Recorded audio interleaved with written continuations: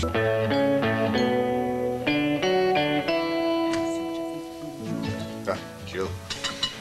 in time to find the coffee pot empty. Oh, yes. Sounds like it's been a heavy meeting so far, then. Complicated, but friendly. That's Reg Lamont's telex. Yeah, would you send some more coffee through to the office, please? Yes, I know about that, just as soon as you can. So, what does your fresh mind have to say on the subject? Not much. I mean, Reg Lamont will accept your bid as long as you accept his conditions. If I accept? You always talk as though I was some kind of autocrat. You're a member of the board, so is Barbara. You've as much say as I have as to whether or not to please Reg Lamont. Sharon is installed as co-owner of the garage. You keep referring to Reg Lamont's conditions in those cut-and-dried terms, David. It's not as demanding as that. Reg puts it that Sharon is simply to be his representative of his interests, which he wishes to retain, after the sale of the place. How do you interpret that telex? Well, there's much time for interpreting. I mean, he says reply straight away or abandon negotiations. Which is why we asked you to hurry over from Chimneys. You know, Mrs. Pollard should be at this meeting. What? Sorry. Well, J. Henry's a member of the board, and while he's away, Valerie is his representative, with a vote. I refuse to accept any vote that Valerie might cast. Yes, I agree, and I think we all know, including Sharon, just what J. Henry's vote would be. Yes, I'm sure he'd vote against me. Well, I think it can equally be taken for granted that I will be voting in favour of Sharon. 1-to-1 so far. But 2 against 1 if you don't vote. Unless I change your mind. You're facing an impossible task. I decided the moment I saw that telex. Reg Lamont is determined to stand by his conditions. I can but accept. Did I hear correctly? You're voting in favour of Sharon? So, it's 2-to-1, absent Mr. Pollard in the minority. So, you have the deciding vote. Yeah, well, now I know how J. Henry will vote, I shall vote the other way. Well, don't look so surprised, Sharon. We're partners on a 3-to-1 election. Congratulations. Now, where's my coffee? It's still coming, I hope. I'm sure we can all do with some. Not for me, thank you. Look, it goes without saying that I'm pretty thrilled about all this, and I dare say I'll be more fulsome about it tomorrow, but right now I really must go and rescue my flatmate. Well, excuse me. It's not so much the damage to the greens. Oh, that's bad enough. It was their general behaviour. Might be acceptable in their circles, but it's not in mine. So I don't mind telling you I intend to give that friend of yours, Mr. MacDonald, the facts of life. Yeah, and that applies to his wife, too. Yes, Dad. Well, drink your cocoa. Listen, Kevin wants to know if he can use the garage for a while, for some work he's got to do. Work?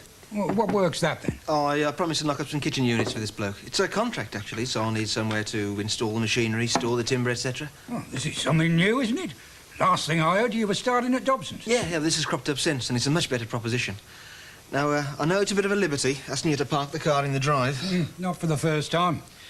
How long's this likely to last? Oh, not for long. I'm going to get a bridging loan from the bank. Yeah, but I mean, what is it? Weeks? Months? Years? I don't know. Weeks, probably, until I finish the contract. Oh, that's a bit vague, isn't it? Forget it, then. I'm sorry I mentioned it. I wouldn't like to put yourself out on my account. Now, wait a minute. Forget it, Dad. Look, I've got a headache. I'm going to bed, all right? Coming, Glenn? What the devil's wrong with him? With you mean? He wasn't exactly asking for blood, was he? Well, I merely asked him how long I was likely to be inconvenienced. And no justification for being snappy. Oh, there's other reasons. Oh? Like what? Oh, it doesn't matter. They're not important.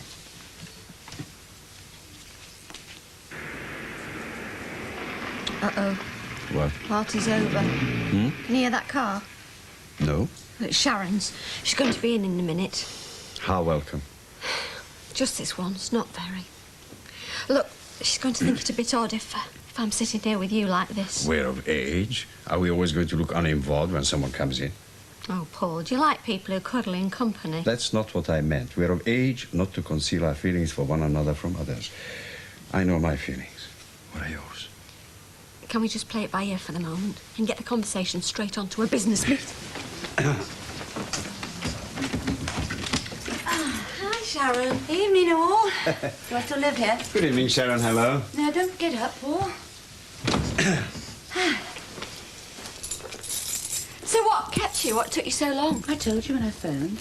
I was taken out to dinner at the motel, wasn't I? Do you mind if I sample what went on here? Oh, please. You what? The wine. Paul. Top up. Thank you. Ah. Are you taking to long-distance drinking, Di? Pardon? Miles away from your glass, aren't you? Oh, thanks. So what's happened? Well, shove over a bit. Yes. The top brass assembled in the office and paraded me for inspection. Most complicated manoeuvres followed, as usual from David Hunter. However, I left in peace and triumph, worried about you two scrapping. Peace here, too. And triumph? You know, there's another good thing about it. Sharon's the natural person to take over the transport for my idea for Paul's lunch scheme. Oh, just leave it, I'll pour. You sound like a summer cloud, madam. Valerie, are you standing in for the emergency? What? Well, I heard they're short-staffed in the kitchen. Good of you to lend a hand so promptly after the bar closed. Oh, nothing like that at all, I'm afraid. Ah. No, I've been watching the comings and goings. Sharon Metcalfe spending hours with the entire board of directors. Entire, that is, except for one absentee. So I thought I'd just let you get your conference over before arriving to hear what you've decided. And then if I feel that the decision would not be approved of by my husband, then I shall vote very firmly against it as his representative. A decision on what, Valerie? On whatever it was you were conferring about. Something to do with Sharon Metcalfe, I imagine. A woman not in very good standing with my husband. Your husband will be fully informed. Yes, he will. By me. So, what shall I tell him was the subject and result of your meeting? You tell him I've had a confidential offer on a confidential matter and nothing could be decided tonight. You see, at this stage, only recommendations can be made to the solicitors and accountants before anything is signed and sealed. J. Henry wouldn't understand what you were reporting about so prematurely. Yes. Well, I never did have a very good head for business, so perhaps you will explain it to me simply in words of one syllable. Sometime when you think perhaps I ought to know. Perhaps when we go to Stratford. Oh, that woman. Quite put me off my coffee. Still, you shunted her off very nicely. Neat footwork. Night. Thank you. Good night. More coffee? No, thank you. Yeah, I'm ready for bed, too. We have some outstanding business to discuss. Nightcap. Thank you. The fact that Valerie Pollard still assumes that you're going to take her to Stratford. And don't talk to me about her sister coming along too, because I'll believe that when one turns up. I don't know how you can be so distrustful. Did you see that gloating little glance she threw at me on her way out? I never wanted to go to the theatre with Valerie, but she is J. Henry's representative in this motel. If I insult her, I insult him. Darling, why don't you put it up to your accountants and your solicitors without bothering your wife about it at all? So what do you think, Paul? I wasn't surprised Barbara Hunter voted for you. Only little Mrs. Harvey did, and greatly relieved Hunter did. Although I did tell you he wouldn't be as much of an obstacle as you assumed. I'm not sure I've stopped assuming. But he's voted, it's done. Yes, but how is it done? With all his cards on the table? Or has he got an ace up his sleeve? I'll sleep on that. It's more likely to keep me awake. Thank you for enjoying my cooking so much. Oh, thank you. It was delicious. And I'm sorry you couldn't be with us, Sharon. Are you, love? Well, I'll just do the washing up and then... Joking, we wouldn't ask you to do the washing up. Well, good night then. Mm. Good night. Oh, good night. It's a funny old world, isn't it? I had lobster.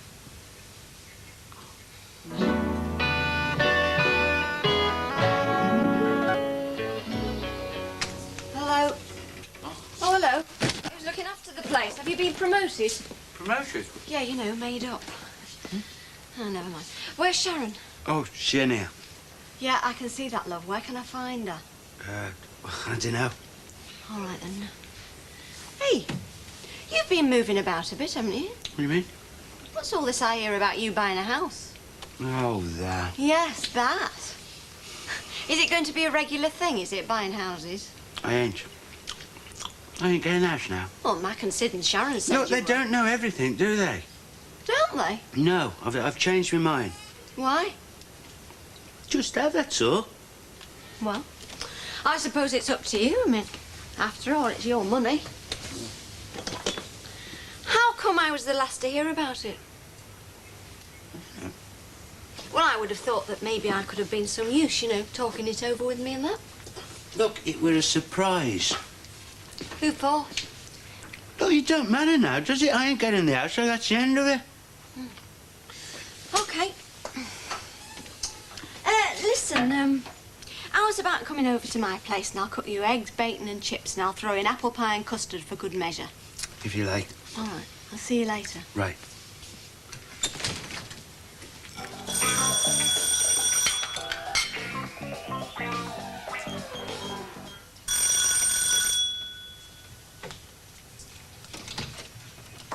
Good afternoon, Mrs. Banks.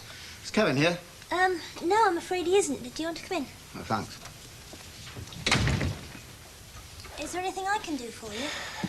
Well, Kevin was supposed to report on a job this morning. He's not ill, is he? No, he had some business to attend to in town. Can I get you a cup of tea? Oh, that's very nice. I'd rather have a cold drink if you have one. A glass of water would do. Orange? Oh, very nice. Right. Sit down. Thank you. Am I to take it he won't be honouring us with his labours? Well, you better speak to him about that. He should have told you, really. Yeah, he does tend to overlook the finer points. I've been crawling about in a loft all the morning. I got a throat full of dust. It might have helped Mr. Dobson if you hadn't offered him a labouring job. He is a first-class decorator and a good worker. I offered him the only job that was available. If you want me to be frank, I only did that because I promised the garage people. Young Kevin's caused me a wee bit of bother in the past, you know. You don't like him very much, do you? I wouldn't say that. He can be a silly boy. Oh, he's like a lot of young fellows these days. They try to build houses without bothering too much about the foundations. And then they're surprised when the whole thing comes crashing down on their heads. I mean, slapping a bit of paint on a wall's one thing. Building up a business is something else. Wanting to get on isn't a crime. A lot of people set up on their own. Well, good luck to them. As long as they got the talent for it. Are you saying Kevin hasn't? Well, it's not up to me to comment. But there are some people in Nottingham, say, who might harbour thoughts along those lines. He just had a bit of bad luck, that's all. All right, all right. I haven't come here for a ruckus. No, Kevin's old enough to mark his own cards. Thanks a lot. OK, Mrs. Banks. Let's leave it like this.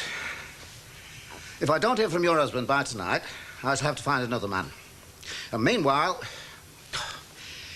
Well, let me put it like this.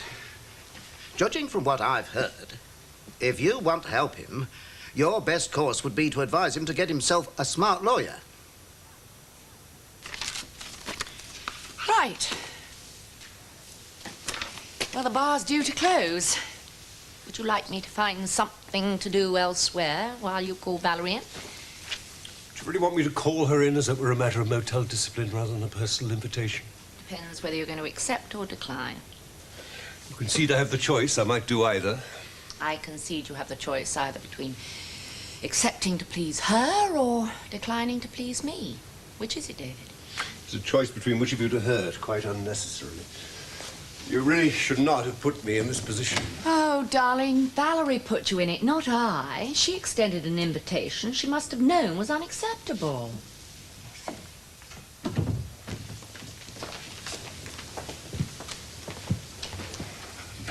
Valerie, do you have a moment? I'd rather... You all right? You look,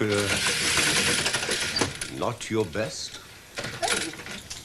Well, I suppose it's been quite a hard day behind the bar. Oh, it's closed now. Yes, it's closed now. Oh, I think I sense your problem. Can we sit down and talk about it? Mm-hmm. Barbara won't let you come to the theatre with me, will she? No, I thought she wouldn't. All along, really. Unless she came too, and she won't do that. Well, don't feel too sorry for my sister. You see, I invented her. I'm afraid it was a little trick. Yes, I suppose I knew Barbara would see through that, too. You see, David, I've been very lonely here since J. Henry swanned off. And I have a feeling I'm going to be even more lonely when he swans back again. May I be clear about this? You've no sister. Nope. No sister. And I didn't have 3 tickets either. Just 2. You see, you would have had to have sat with me when my sister failed to turn up.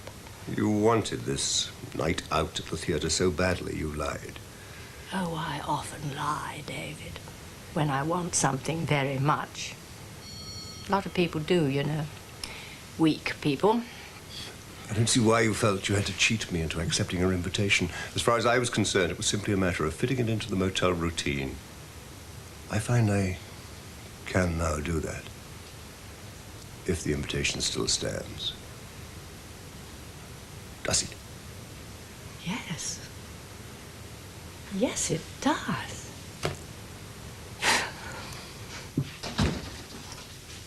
Ah, supper's ready. Oh, great.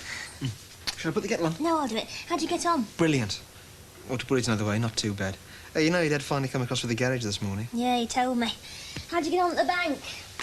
Well, they weren't exactly generous, but they've agreed to stand me for the initial stock, which is all I need for starters. As for the van, I reckon Sharon and Metcalfe will suit me all right there.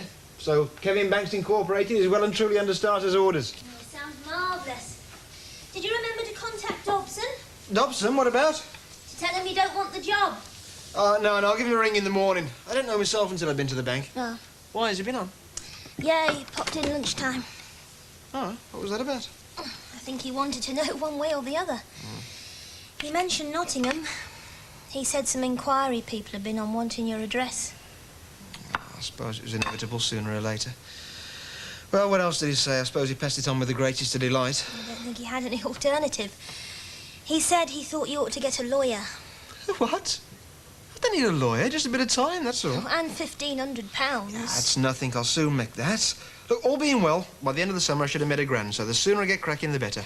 Kevin, what exactly did happen in Nottingham? I told you. Did this job, bloke sawed through a pipe, Harrison reckoned the damage at about 2,000 quid. Did you break the law? He said he could do me for misrepresentation, but well, listen, he came to me. He knew exactly what the score was. He wanted to save a few quid, so there's no way he could make that stick in court. What, he's talking about that? What he says and what he does are 2 different things. Look, Glenn, I told you not to worry. Kevin, that's easy for you to say. I am worried. It's a lot of money. I'm also worried about you. Don't worry about me, love. Look, I'll tell you what. If I end up in Nick, just bake me a cake with a file in it. It's not funny. All right, then I'll cry. It's not just this Harrison business. It's this new thing. Now, I don't want you getting out of your depth. So what do you want me to do, eh? Saying the kid is paddling pool forever? Life's like that, Glenn. Sometimes you have to get in at the deep end, and if you drown, you drown. And what am I supposed to do then? Throw your life belt or drown with you?